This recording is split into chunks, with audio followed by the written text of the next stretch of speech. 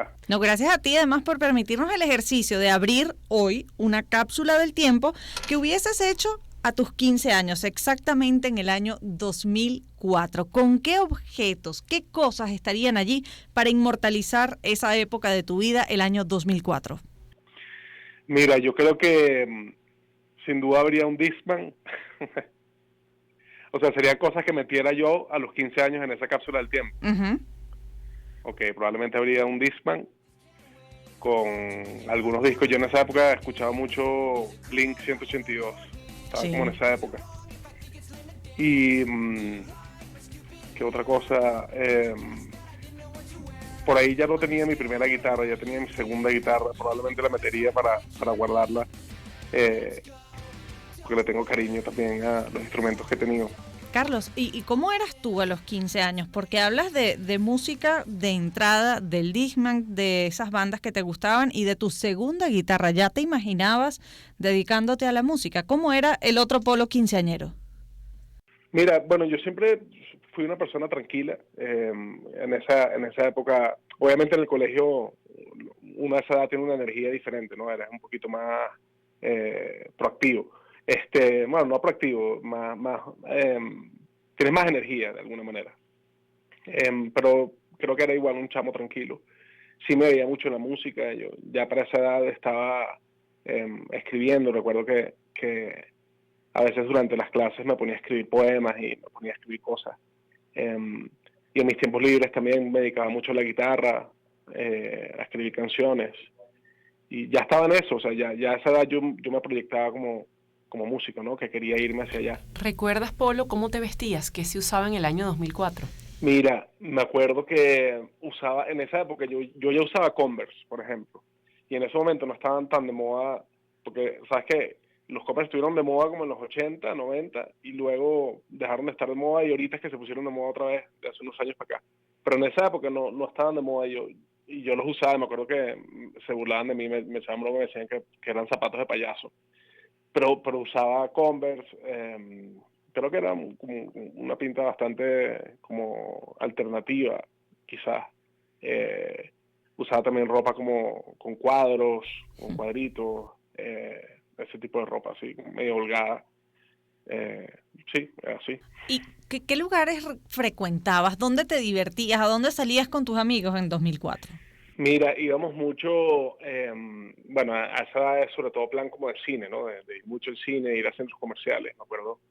Y íbamos mucho al centro comercial de Terrazas de la Lagunita, íbamos mucho a Concresa, incluso. Uh-huh. Concresa todavía tenía ahí su cine. También íbamos al centro comercial de Santa Fe. Creo que era básicamente eso, ir a centros comerciales. ¿Recuerdas alguna película memorable vista en algunos de esos cines que tenían muchísima vida por allá, por comienzos de los 2000? ¿Alguna película que quizás conservarías hoy el ticket de haberla visto y haber quedado enamorada, o de la actriz, o del reparto completo, o bien de la historia? Wow, eso sí no tengo mucho recuerdo, sobre todo porque, claro, a esa edad quizás no veía con tanta profundidad el cine como lo veo hoy en día. Hoy en día soy como un poquito más purista con el cine, pero en esa época creo que veía sobre todo películas de terror. Me acuerdo que vi las películas de Scream, incluso las de American Pie, que eran las típicas que uno se metía escondido para que no te dejaban verla, porque uno se metía escondido para verla. Creo que son las películas que más veía en esa época, ¿no? Nombraste la segunda guitarra, pero ¿cómo y cuándo llega a ti la primera guitarra?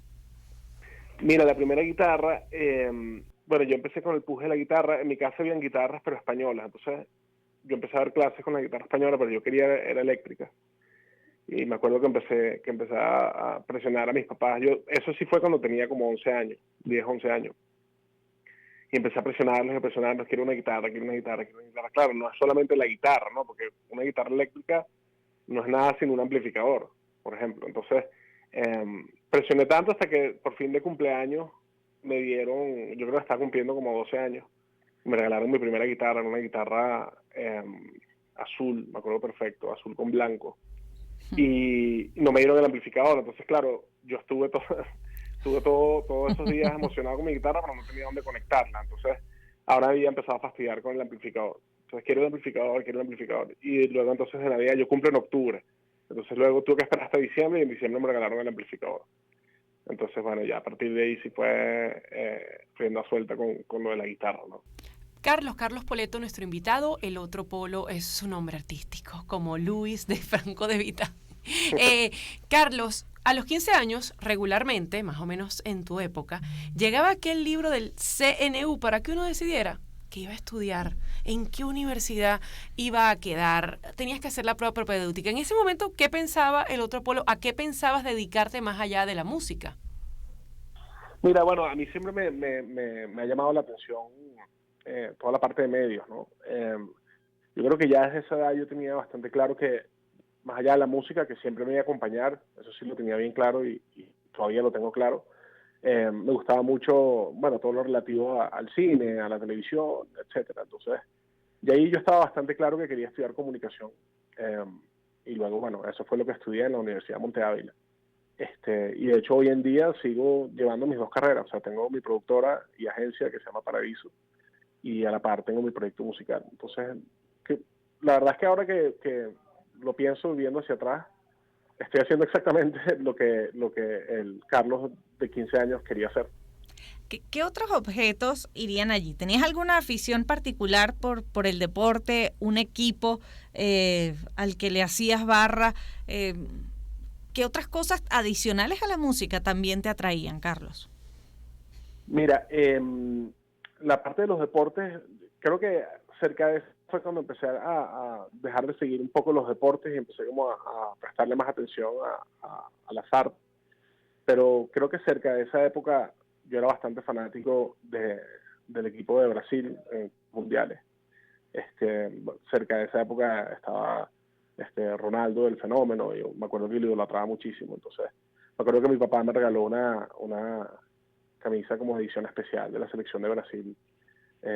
Y no sé dónde estará esa camisa, se perdió, pero de pronto esa camisa la metería no solo por recordarme esa época bonita, que seguía más el deporte, sino bueno, el gesto de mi papá haberme la regalado. Decías que eras tranquilo a los 15 años y que sigues siendo tranquilo, pero ¿eras tímido?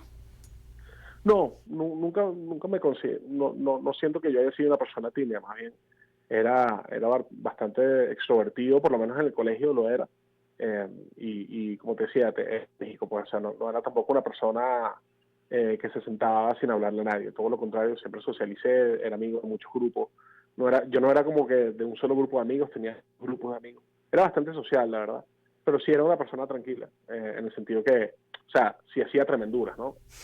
Todos los chamos pasan por esa etapa, pero sí siento que en el fondo era una persona respetuosa, tranquila, no me gustaba tampoco hacer mucho desastre o quizás mucho protagonismo. También contaste que en el Discman escuchabas mucho Blink-182, pero Sí. ¿qué se escuchaba en Caracas, en la Caracas del 2004, más allá de lo que tú escuchabas en tu Discman?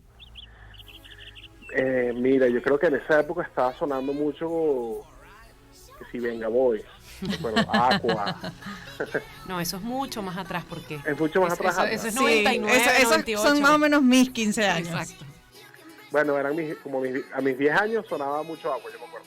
Pero bueno, como a los 15 años, yo creo en las minitecas y en esas festicas que uno iba, seguían poniendo más o menos ese tipo de música. Ya estaban empezando un poco el reggaetón, y empezaba a escuchar proyectos de reggaetón. Yo recuerdo que yo también tuve mi época de Servando Florentino. De hecho, no me acuerdo si cuando Servando Florentino sacó Muchacho Solitario es más como por ahí, entre el 2003, 2004, no recuerdo. Pero sí teníamos como ese... Bueno, obviamente Caramelos de Cianuro. De hecho, me acuerdo perfecto cuando fui a comprar el disco de Caramelos de Cianuro, que no voy a decir el nombre porque no sé si en radio es grosero. Se llama Miss Algo, no voy a decir la segunda parte. Pero me acuerdo cuando que fui a comprarlo al Recordland que quedaba en Galerías de Trabajo del Este. Ajá. Y me acuerdo que la portada es bien particular de ese disco, no sé si lo recuerdas. Y recuerdo que cuando lo fui a comprar, la muchacha que atendía ahí se volteó y dice: mira la música que compran hoy en día los muchachos, ¿vale? Se llama Miss Mujerzuela, no es grosería, Miss Mujerzuela, Sí. creo que es ese que sale una modelo hermosísima con un traje blanco y la banda.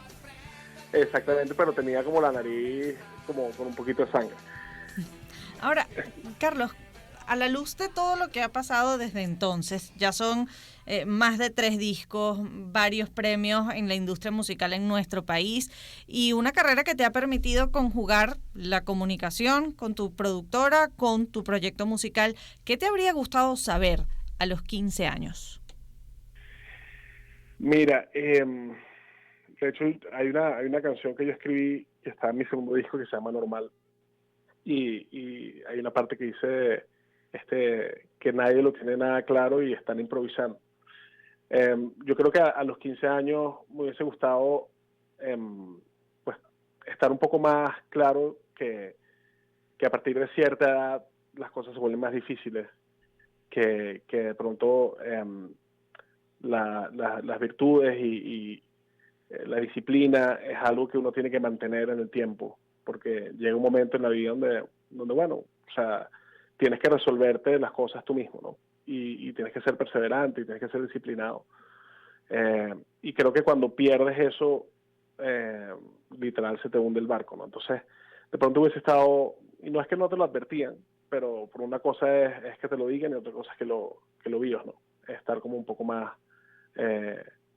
consciente de que la vida pues requiere muchos sacrificios, que la vida no es fácil, que las cosas malas pasan aunque tú seas bueno. Quizás, bueno, darme como una lección acerca de ese punto en particular. Carlos, muchísimas gracias por habernos acompañado a llenar esta cápsula del tiempo con tus recuerdos, con eso que se vivía en el año 2004 cuando tenías 15 años, por llevar tu segunda guitarra, esa camisa perdida de Ronaldo El Fenómeno, entre otras cosas. Era Carlos Spoleto, el otro polo, quien es cantautor venezolano. Que por cierto debes estar muy contento entonces con ese regreso de Blink 182, que aunque no concretaron esa gira por América Latina, sí se presentaron recientemente en el Lollapalooza. Totalmente, sí, así. Carlos, un gusto haber conversado contigo y igualmente, hacer este ejercicio de cápsula del tiempo que nos ha llevado hasta el año 2004. Gracias. El otro polo, Carlos Spoleto, con nosotros. Y de esta manera nosotros decimos hasta el lunes y lo hacemos a nombre de la Asociación Venezolana de Medicina Reproductiva y Embriología, AVEMERE, @avemere.ve. La Clínica Leopoldo Aguerrevere, 50 años cuidando a tu familia. Y la Clínica Veterinaria Huellas. Te hacemos feliz a través de la salud de tus mascotas. Sonido.